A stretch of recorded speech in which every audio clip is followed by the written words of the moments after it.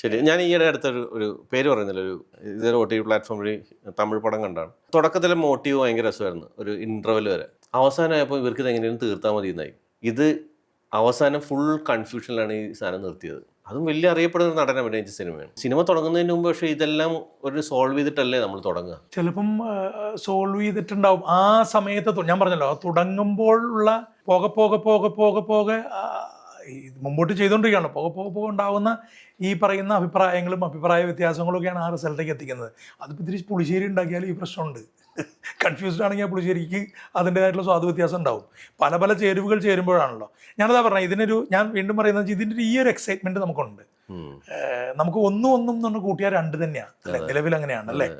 മറിച്ച് സിനിമയുടെ ഏറ്റവും വലിയ അത്ഭുതം എന്ന് പറയുന്നത് നമ്മളത് ആ വെള്ളിയാഴ്ചയാണ് അത് തീരുമാനിക്കുന്നത്. ആ എക്സൈറ്റ്മെൻ്റ് അവിടെ ഉണ്ട്.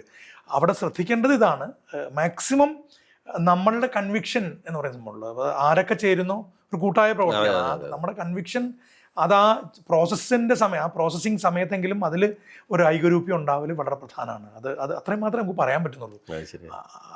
വലിയ സബ്ജക്റ്റാണ്, വലിയൊരു വിഷയമാണത്. പക്ഷേ അതിനാണ് ഗ്രൂപ്പ് ഡിസ്കഷൻസും ഒക്കെ ഉണ്ടാവേണ്ടത്.